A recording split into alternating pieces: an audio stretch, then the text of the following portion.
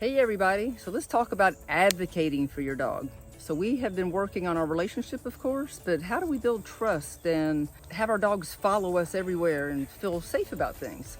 Well, we talk about our games, and our games are functional skills. And so the parking spot game is the game of advocacy.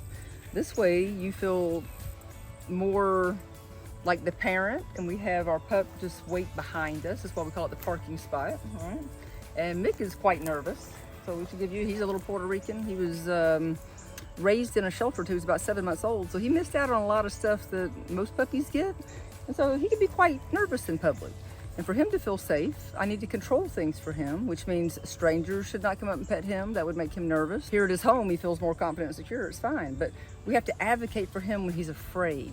We don't want to let people do things that are making our dog afraid, but they're making the person feel good. And guess what? You might not ever even see them again. So do what's good for your pup. And so the parking spot game does help you advocate for them. So you kind of see the way he's holding himself. See how he looks really low? So this is him not being sure about what we're doing. And but I want you to notice that he's not terribly fearful here, but he's definitely not confident. And so the parking spot, so let's imagine, Joseph's holding the camera, but let's imagine somebody's walking toward me, right? I can stop, right? And they may say, hey, can I pet your dog? And we don't need to be mean about it. We need to educate people. He's really shy. But what I like to do is bring them on my boat with me. I like to say, well, just you being here talking to me and him standing and hanging out behind me and feeling good about it, and you're not putting any social pressure on him, that is making a good mark on him.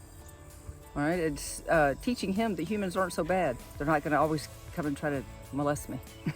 That's how they see it when you're nervous. So that would be a reason to do that with shy, fearful dogs or fearful dogs.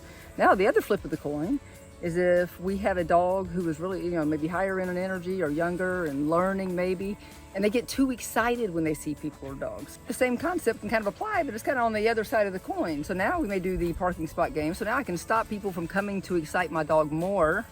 Remember, this is very American.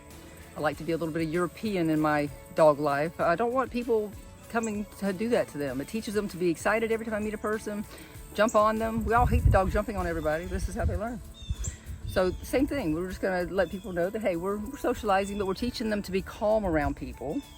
And then once they calm down and they relax and get closer to 0 zen, then I will let them come out. And the first thing I want to do is still have the person ignore while they sniff. And then as long as we can be gentle, then of course, all right?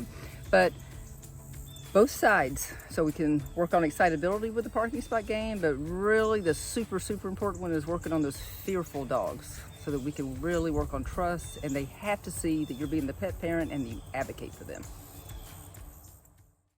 Thank you for watching. Please like and subscribe and help us grow a positive place on the internet.